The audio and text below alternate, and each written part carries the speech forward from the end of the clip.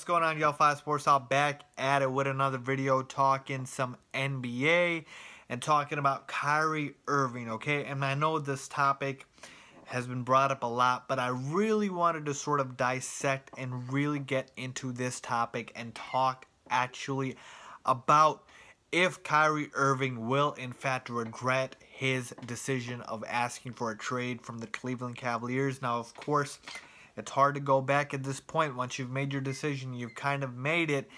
And for Kyrie Irving, that is the case here. Now, we saw Kyrie with Steph Curry at Harrison Barnes' wedding, which made news because, you know, Steph Curry was mocking LeBron James' Instagram video about his workouts, and Kyrie was over there laughing at him, making fun of LeBron, so essentially laughing at LeBron James. And it sort of really paints this picture about really with Kyrie is how bad was the situation, how bad did Kyrie want out, and will he regret wanting out? So here to dive into that with you guys. So let's get started real quick into if Kyrie Irving will regret asking for a trade from the Cleveland Cavaliers. Guys have requested for trades before in the NBA. It has happened a lot of times. I'm not going to say it's very common, but it has happened before. Most notably, of course, everyone brings up Kobe Bryant and Shaquille O'Neal, with Kobe asking for a trade or them picking between Kobe and Shaq. And of course, we all know they picked Kobe. But with Kyrie, the important thing here is to note, asking for a trade is the easy part. Looking at life after the trade is the hard part.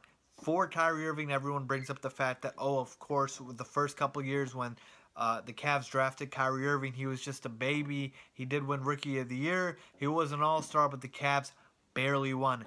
Actually, they didn't win, okay? And they ended up with another #1 overall pick in Anthony Bennett, who ended up busting. So for the Cleveland Cavaliers, with Kyrie Irving, I believe their record, they consistently finished last. They finished 21-45, 24-58, 33, and 49 with Kyrie Irving. But of course, everyone wants to bring up the fact that he was a baby, he was young, so he needed some time. But really, when you boil it down into it, can Kyrie Irving actually be a franchise player that leads you to anything more than sort of a first-round playoff exit, maybe second round? We just saw Tracy McGrady get elected into the Hall of Fame, and T-Mac was never able to get past the first round until he was washed up and at the back end of his career. And Tracy McGrady was on par as one of the best players in the league. At one point, he was the best player with Kobe Bryant. So you're telling me Kyrie Irving's better than Tracy McGrady? I doubt that, okay? T-Mac was a beast. So then I look at all of the guys here, and I'm talking about, we know LeBron, KD, Kawhi, Russ, Harden, and Steph are for sure better than Kyrie. Then you got guys like Giannis, John Wall, CP3, Blake Griffin, IT, Paul George, Jimmy Butler, Karl Anthony Towns, Damian Lillard.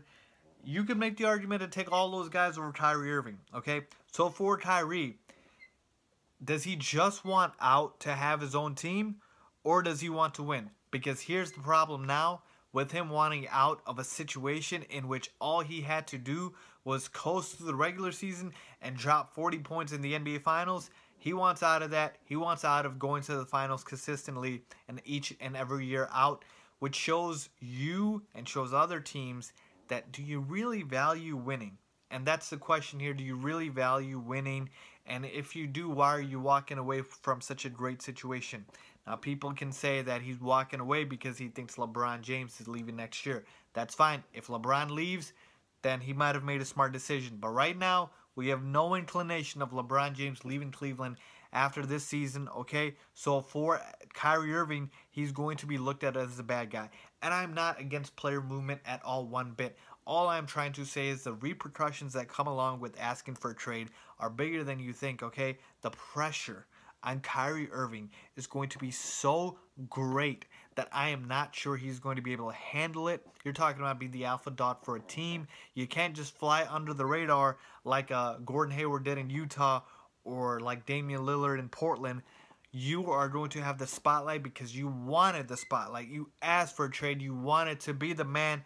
And now that you're the man, you got to show us and you got to put on, or else you're going to get torn up and criticized by the media consistently. So Kyrie has to be ready for that. Has to be ready to be able to lead a franchise and be ready to get criticized a lot, okay? Because he is going to be public enemy number one, especially for Cleveland Cavaliers fans, if and when he gets traded. And then real quick, with the teams that Kyrie wants to get traded to, he listed the Knicks, the Spurs, the Timberwolves, the Heat. Two of those teams, in the Spurs and the Timberwolves, yeah, they would be contenders with Kyrie Irving, but he wouldn't be the best player on the team. He wouldn't be the best player on the Spurs. That's Kawhi Leonard. And he wouldn't be the best player on the Timberwolves.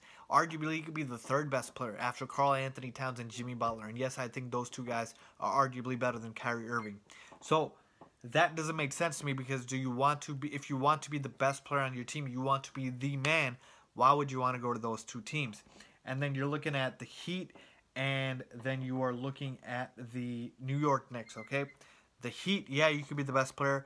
And the Knicks, you could obviously be the best player, assuming Carmelo Anthony is traded, but you would still be the best player.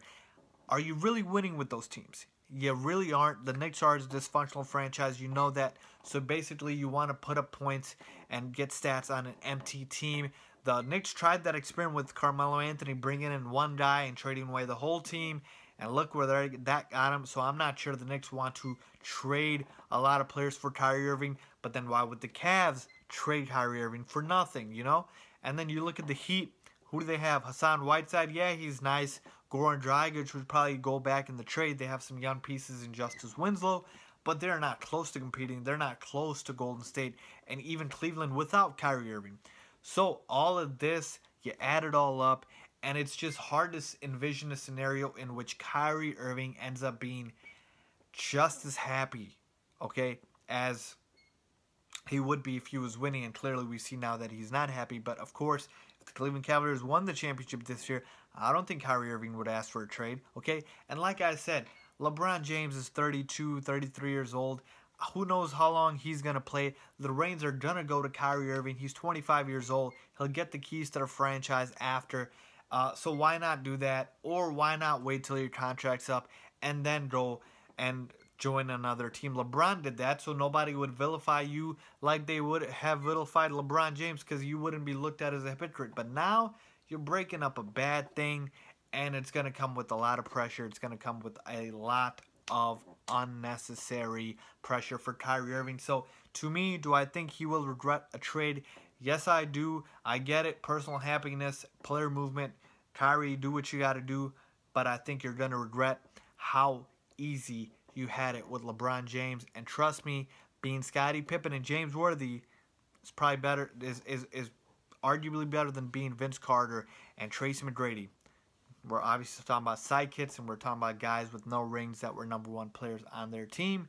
There is more than one way to get into the Hall of Fame. Sometimes when life gives you blessings, you might want to take it, which is playing with the best friend in the world, LeBron James. But like I said, I cannot fault Kyrie for wanting to be the #1 player on his own team. He can do that. Just know what comes along with that responsibility. Let me know what you guys think. If you guys like this video, please give it a thumbs up. And if you guys want me to make more videos, let me know about certain topics. Leave a comment down below. And as always, thanks for watching.